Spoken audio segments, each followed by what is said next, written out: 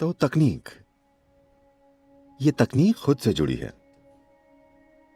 फिलहाल जिन तकनीकों का आप उपयोग कर रहे हैं वे बाहरी तकनीकें हैं। अब मैं खुद से जुड़ी तकनीक के बारे में बात कर रहा हूं। ये आपके बारे में है। यहां आप खुद वो सॉफ्टवेयर हैं जिसे आप चलाने की कोशिश कर रहे हैं। मूल रूप से आप अगर खुद को देखें तो फिलहाल आप उस सॉफ्टवेयर के अनुसार काम कर रहे हैं जो आप खुद बन गए हैं। आप कैसे परिवार में पैदा हुए, कैसे माता पिता, कैसे स्कूल, कैसे दोस्त, कैसा वातावरण, कैसा धर्म, कैसा समाज, आप वैसे ही व्यक्ति बन गए हैं। तो ये सॉफ्टवेयर आपके अंदर ऊट पटांग तरीके से हर उस आदमी ने लिखा जो आपके संपर्क में आया। प्रशिक्षित प्रोफेशनल द्वारा नहीं, वो हर इंसान जो आपसे मिला उसने इसमें कुछ लिख दिया। आप जहां भी गए किसी ने आपके दिमाग में कुछ भर दिया। आपके पास कोई विकल्प नहीं था कि कहां से लें और कहां से न लें। अगर आप कहें कि मुझे ये व्यक्ति पसंद नहीं, मुझे इससे कुछ नहीं लेना, तो आप दूसरों के मुकाबले उस व्यक्ति से कहीं ज्यादा लेंगे। ये इसी तरह है। तो फिलहाल जिस तरह से आप सोचते हैं, महसूस करते हैं, समझते हैं और जीवन में कोई काम करते हैं, वो आपके सॉफ्टवेयर के अनुसार ही है। आप जिस तरह चलते हैं वो भी आपके सॉफ्टवेयर के अनुसार है। मैं चाहता हूं आप ये समझें, ये इतनी गहराई से कंडीशनड है। अगर कोई ऐसा जिसे आप अच्छे से जानते हो, जिससे आप अच्छे से परिचित हो, वो 1 मील दूर से चला आ रहा हो और आप उस व्यक्ति की कोई चीज ना पहचाने, पर उसके चलने के तरीके से आप जान जाते हैं कि ये वो व्यक्ति है ना? क्योंकि उसकी चाल सिर्फ वैसी होती है जैसे उसका सॉफ्टवेयर लिखा गया है। लेकिन ये सॉफ्टवेयर अचेतन अवस्था में लिखा गया था। अगर हम थोड़ी आजादी चाहते हैं, अगर हम थोड़ा रूपांतरण चाहते हैं, तो हमें थोड़ी दूरी पैदा करनी होगी आपके और आपके सॉफ्टवेयर के बीच। अगर आप उससे बहुत गहरे जुड़े हुए हैं तो आप उसी में खो गए हैं और वही बन गए हैं। अब आपको थोड़ी सी दूरी पैदा करनी होगी। आपने बुद्ध शब्द के बारे में सुना है? अगर मैं बुद्ध कहता हूं तो शायद आप हमेशा गौतम बुद्ध के बारे में ही सोचते हैं। गौतम एकमात्र बुद्ध नहीं है, ये उनका नाम नहीं है। वे बुद्ध बने थे। हजारों बुद्ध हो चुके हैं और आज भी हैं।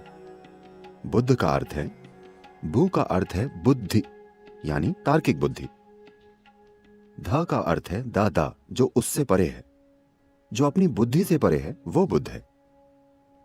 एक बार जब आप बौद्धिक प्रक्रिया से ऊपर उठ जाते हैं तो आपके जीवन में दुख समाप्त हो जाते हैं, क्योंकि सभी दुख आपके तार्किक मन में उपजते हैं।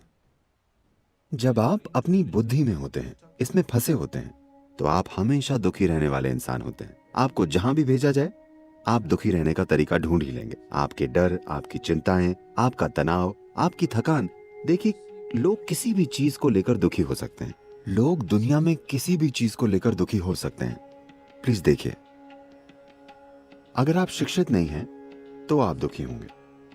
शिक्षित हो जाने पर भी आप दुखी होंगे। नौकरी न मिलने पर आप दुखी होंगे। नौकरी मिल जाए तब भी दुखी होंगे। आपकी शादी ना हो तो आप दुखी होंगे। शादी हो जाए तो दुखी होंगे। बच्चे ना हो तो दुखी होंगे। बच्चे हो तो दुखी होंगे, है ना? लोग किसी भी चीज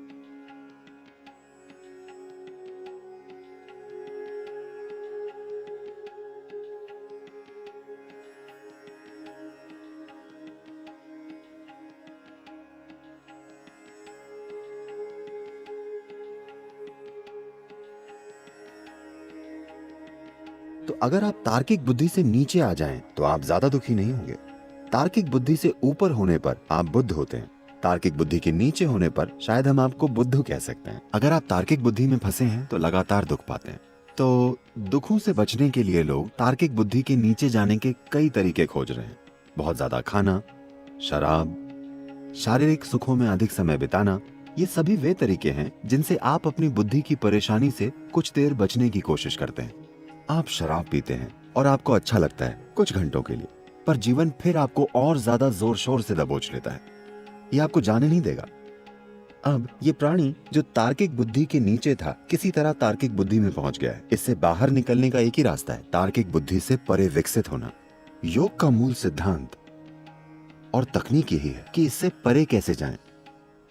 तो अभी ये कैसे करें? भीतरी तकनीकों को ऐसे वातावरण में नहीं सीखा जा सकता जहां प्रतिबद्धता ना हो।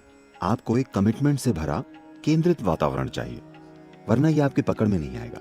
ये कोई शिक्षा नहीं है, ये एक तकनीक है। किसी तकनीक के उपयोग से पहले आपको एक खास स्थिति में होना चाहिए। आप में कमिटमेंट का एक खास स्तर होना चाहिए, ग्रहणशीलता का एक खास स्तर होना चाहिए, वरना ये काम नहीं करता।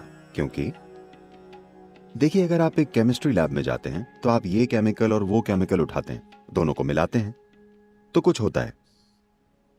पर अगर आप उन्हें मिलाने के लिए तैयार नहीं हैं, अगर आप बस बैठकर यहाँ सोचते रहेंगे, सोचते रहेंगे, सोचते रहेंगे, तो उससे क्या होगा? तो आप सभी गलत निष्कर्षों तक पहुंचेंगे। जब तक आप मिलाएंगे नहीं, आपको पता नहीं चलेगा। हो सकता है ये आपके मुंह पर फट जाए, लेकिन जब तक आप इन्हें नहीं मिलाएंगे तब तक आप नहीं जान पाएंगे कि ये क्या है। लेकिन अब आप ही केमिकल हैं, आप ही केमिस्ट हैं, और आप एक्सपेरिमेंट की प्रक्रिया भी हैं। आप ही सब कुछ हैं। अब आपको एक अलग तरह की लैब चाहिए, वरना ये काम नहीं करेगा। अगर ये बाहरी चीज होती तो हम सिर्फ एक किताब लिखकर आपको दे देते, लेकिन क्योंकि ये भीतरी है तो हमें आपको एक एक कदम करके आगे ले जाना होगा, क्योंकि ये अनुभूति और अनुभव का एक बिल्कुल अलग आयाम है। लेकिन क्या ये मेरे लिए संभव है? ये हर इंसान के लिए संभव है। अंदरूनी तौर पर हम सभी समान रूप से काबिल हैं। हमारी काबिलियत अलग अलग नहीं है। हम सभी खुशी के काबिल हैं, है ना? यदि आप एक पल के लिए भी खुश रह चुके हैं तो इसका मतलब है कि आप खुशी के काबिल हैं, है ना? बात सिर्फ यह है कि आप वहां टिक नहीं पाते। बात बस यही है। इस ग्रह पर ऐसा कोई व्यक्ति नहीं है जो कभी खुश ना हुआ हो। हर व्यक्ति कभी ना कभी खुश हो चुका है। इसका मतलब वो खुशी के काबिल है। बात बस इतनी है कि वो हमेशा खुश रह नहीं पाता। इसीलिए उसे एक तकनीक की जरूरत है कि वो अपने भीतर के माहौल को कैसे बनाए रखे। ऐसा संभव है।